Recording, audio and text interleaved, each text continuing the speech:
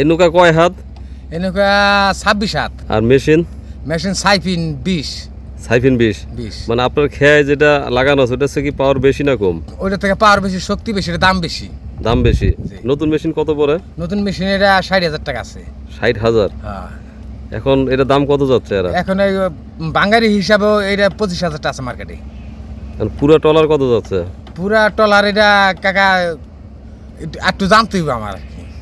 কে জামাল ভাই তো আমার বলছে যে এরকম চাইছে আর কি।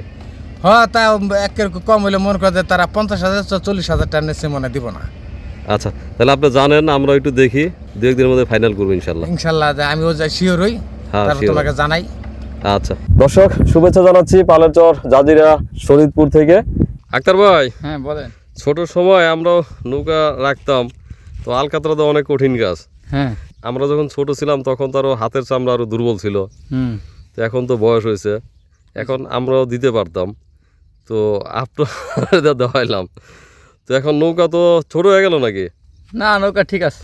এখন আমরা নৌকা কিনছিলাম 5,500 টাকা দিয়ে, বুঝছেন? 5,500 আর 400 টাকা দিছি হাসিল, আর 100 টাকা দিছি আপনার ওই নৌকা ভাড়া দিয়ে নেই, ওই লোকটাকে চা খাইয়ে দিয়েছিলাম মিস্ত্রিকে। 6,000 আবার ব্যান দিয়ে আনছি, ব্যানে দিয়েছেন 300। ব্যানে দিছি আর কি, সারাদিন তো ছিল ব্যান, সব মিলে ধরেন 300-400 টাকা পড়ছে আর কি। তারপরে খেয়া বার করলাম, তারপরে আপনার টলি ভাড়া এটি ওই সব ভাড়ার মধ্যেই গেছে, তো ধরেন আরো 500 টাকা খরচ বেশি হয়েছে, তাহলে 6,500। আর আলকাতরায় খরচ করলাম 1500 টাকা। 1500 না, আবার আপনি ধূপ আনছেন না? তাহলে ওখানে আবার ধূপের দাম কত কেজি? 130 না 20 জানি, কইতাম না, পলাই কইতাম। আচ্ছা, তাহলে মোটামুটি খরচ কত হলো বলেন? না আপনি শুন কই ধরেন, আমি কেমন কই? তো 6,000 আর 2,000 ধরেন 8,000। 8,000 আবার মাসাল দিতে হবে না? 10,000 টাকা ধরে থন। 10,000 টাকা লাগবে না? 10,000 টাকা লাগবে, মাসাল দিবেন, হেওয়াত বানাইবেন, কামলারে টাকা দিবেন, তারপরে খুঁটি করতে হবে। হ্যাঁ, ও আপনার মজুরিতে ধরি নেই না। তাহলে মোটামুটি 10,000 টাকা খরচ আছে। হ্যাঁ, 10,000 টাকা খরচ আছে। হাতে 1,000, হাতে 1,000। 10,000। আচ্ছা, তো আপনি তো মাছ ধরা শুরু করে দিচ্ছেন। হ্যাঁ, আল্লাহর রহমত। তাহলে আমরাও দেখি এই নৌকা নামাইতে পারবো কবে? এই নৌকা কালকে নামাইতে পারেন বিকালে। তাহলে পরশু থেকে দেখি আমাদের শুকুর মাঝি ভাই যদি শুরু করতে পারে আর কি। এই মুহূর্তে কথা বলছি আমাদের জোলহাস মাদবর ভাইয়ের সঙ্গে। অনেকদিন পরে পেলাম, আপনার ফোন দিলে খালি ফোন কোথায় কোথায় যেন থাকে। যে জমিতে দাঁড়িয়ে আছি এটা এতদিন তো আপনার কাছে ছিল, তো আজকে কথায় কথায় বললাম তাহলে ভাই আমাদেরকে দেন, আমরা একটু দইঞ্চা রোপণ করবো। তো যদি একটু দেরি হয়ে গেল, তারপরেও মনে হয় যে গরু গারল ছাগলের জন্য হয়তো খাওয়াতে পারবো। তো বিখ্যাত ওইটার জন্য আপনি নিশ্চিত, আপনি গরুর এবং ওই যে গারল যেগুলি আছে ওগুলির জন্য ভালো হবে, অসুবিধা নেই, কিন্তু লার্কিটা একটু কম হবে। আচ্ছা, লাকড়ি আমাদের খুব বেশি দরকার নেই, আমাদের দরকার আসলে গবাদি পশুর খাবার। গবাদি পশু খাওয়া হবে। আর সেকেন্ড হচ্ছে যে এই জমি যেটা নিলাম এটা আপনাদের কয় বিঘার কথা বলছিলেন? এটা সর্বমোট জমি হইল আপনার 5 বিঘা, আর ওইটা হইল 13 বিঘা। 13 বিঘা, ওইটাও 7 বিঘা, কিন্তু জমি মানে চাষে আছে 3টায় মিলে আপনার 15 বিঘা চাষের ভিতরে আছে। তো এখন তো জ্যৈষ্ঠ মাসের একেবারে শুরুর দিকে, আমরা এই পাশে নিলাম 5 বিঘা আর ওই পাশে হচ্ছে 13 বিঘা, অর্থাৎ আমাদের 36 বিঘার সাথে আরো 18 বিঘা যোগ হলো। তাহলে এখন আমরা পাশে কয় নল পাবো?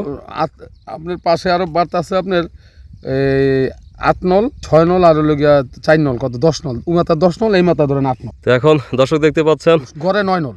যদিও আমাদের জোলা ভাই বলছিলেন যে দঞ্চা আরো আগে বললে ভালো হতো, আর কম দিন আগে বললে ভালো হতো। আমি বললাম আসলে আমরা তো প্ল্যানিং করি নাই, আজকে আপনি না আসলে ওই প্ল্যানিং হইতো না। যে জমিতে দাঁড়িয়ে আছে এটা কিন্তু হঠাৎ করে আপনার সঙ্গে কথা বলতে বলতে আগে আপনি বলেন না, বলি নাই। তো এই জন্যই যে এখন পিছনে দেখতে পাচ্ছেন যে আসলে দঞ্চা ছিটানো হচ্ছে। তো আমরা বেসিক্যালি চাচ্ছি যে যেহেতু গারলের সংখ্যা বাড়াবো, আর মহিষ আনার একটা প্ল্যানিং করছি। ভাই মহিষ কেমন হবে বলেন তো? এখানে মহিষ আনা ভালো হবে। মহিষের জন্য আপনি মহিষ যদি ফার্ম করেন, তো আমি মনে করি মহিষের ফার্ম গরুর চাইতে ভালো, কারণ মহিষের যত্নটা গরুর মতন অতটা ভালো যত্ন লাগে না। আপনার স্বাভাবিক যত্নে গরু মহিষ পালা যায়। আপনি বৃষ্টি হইলেও মহিষের কোনো সমস্যা তার মনে, কিন্তু গরুর অনেক সময় অতিরিক্ত বৃষ্টি হইলে দেখা গেছে গরুর রোগ জীবাণু ছড়ায়, অতিরিক্ত রোদ হইলেও গরুর রোগ জীবাণু ছড়ায়। আর মহিষ করে কি অতিরিক্ত রোদ হলে পানিতে যা আপনার ঠান্ডা জায়গা খোঁজে।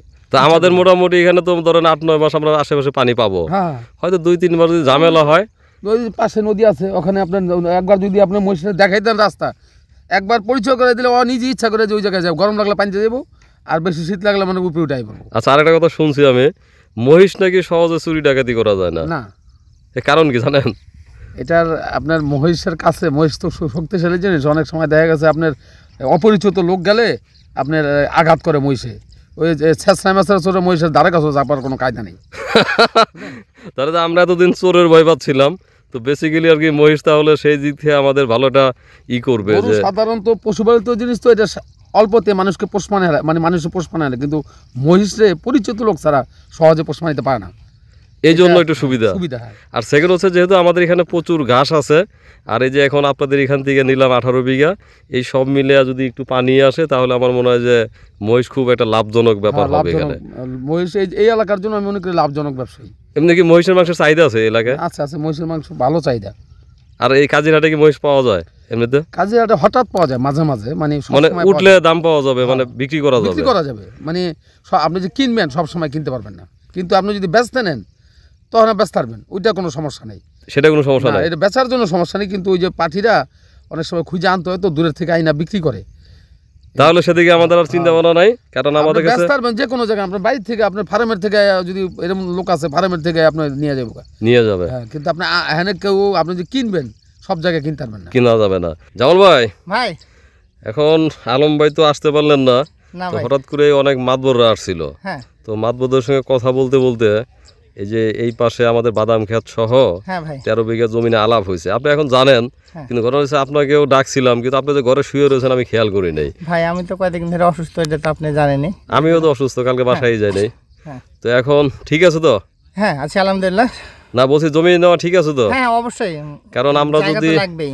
গারল ছাগল এগুলো পালি তাহলে নিজস্ব জায়গা না থাকলে আর একজনে আবার করবে, ঝগড়াঝাড়ি করবে যে হ্যাঁ, আপনারা জায়গা নিছেন কম, গরু ছাগল বেশি। হ্যাঁ তো সেই জন্য নিয়ে রাখলাম 1 বছরের জন্য। হ্যাঁ। আস্তে আস্তে যদি মনে হয় যে আমরা ভালো করতেছি তখন আস্তে আস্তে তখন বাড়াবো, আস্তে আস্তে আমরা বাড়াই নেবো। এরকম একটা ভাবছি আর কি। হ্যাঁ ভাই, তো ওদের কাছে কিছু টাকা অগ্রিম দিছি, বাকি টাকা হয়তো ঈদের আগে পরে দিয়ে দিব।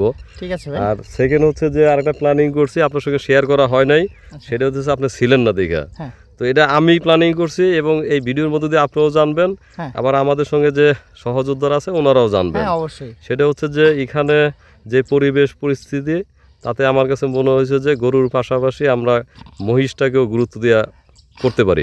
মহিষটা অবশ্য একটা ভালো আপনার এটা যদি করতে পারি, মহিষও ভালো হয়। মহিষ থেকে ধরেন মহিষের একটা যদি আমরা কিছু মা মহিষ যদি পালতে পারি, এটা দুধটা আপনি ধরেন আমরা প্রসেসিং করে যদি আমরা বাইরে বেচতে পারি তাহলে একটা ভালো হবে। আর আমরা এমনি একটা ওই দুধ খেয়ে ঠান্ডা জাত করে হয়তো এই এলাকার মানুষজন ধরেন দুধ বেচতেও সমস্যা হয়, আমরা যদি এদের দুধগুলো সব ক্রয় করে নিয়ে যদি আমরা বাইরে সেল করতে পারি তাহলে মনে হয় এখান থেকে একটা মুনাফা অর্জন করা সম্ভব হবে।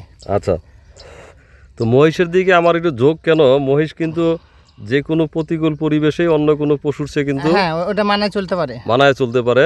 আর যেহেতু এই যে কয়েকদিন পরে দেখবেন আমাদের এই সাইডে পানি চলে আসছে, হ্যাঁ হ্যাঁ তো চারদিকে পানি থাকলে তখন দেখবেন যে ওরা শুধু ওই আমাদের উঁচু জায়গায় থাকবে। হ্যাঁ আর এদের জন্য অনেক বেশি ঘর বাড়ি অনেক কিছু দরকার হয় না, না শুধুমাত্র একটু শেড বানায় দিব, এটা শুধু টিন দিয়ে আর কয়েকটা খুঁটি দিয়ে। তো এরকম ভাবছি। তো এখন আমাদের সঙ্গে যারা আছেন বা অনেকেই মতামত দিবেন, দিলে আমরা ইনশাল্লাহ ঈদের পরে হ্যাঁ ঠিক আছে ভাই। মহিষ নিয়ে আসবো আগে, আর আলহামদুলিল্লাহ। গরু আনবো 2-1টা, হ্যাঁ। কিন্তু মহিষটাকে আমরা ফোকাস করব। ঠিক আছে, মহিষও ভালো, আমি একটা ভিডিও দেখছিলাম, ওরা মহিষ দিয়েও ভালো কিছু করছে। আর আমাদের এখানে যেহেতু পর্যাপ্ত জায়গা আছে এখন, তাহলে আমরা কি করলাম, আমাদের এই পাশে 13 বিঘা আর ওই সাথে হচ্ছে আমাদের জোলাস মাদুর ভাইয়ের সঙ্গে কথা বলে আরো 5 বিঘা, হ্যাঁ, তাহলে 18 বিঘা। 18 বিঘা, আর ওই পাশে নিলাম 5 বিঘা। 18 আর 5 হলো 23। 23 আর 23-এর মধ্যে আমাদের ওই 5 বিঘা হচ্ছে পার্মানেন্ট, হ্যাঁ। 20 বছরের জন্য, 19 বছরের জন্য, কারণ অলরেডি এক বছর এক বছর আমাদের চলে already গেছে 19 বছরের জন্য। 19 বছরের জন্য। আর এই পাশে 18 বিঘা আমরা 1 বছরের জন্য নিলাম।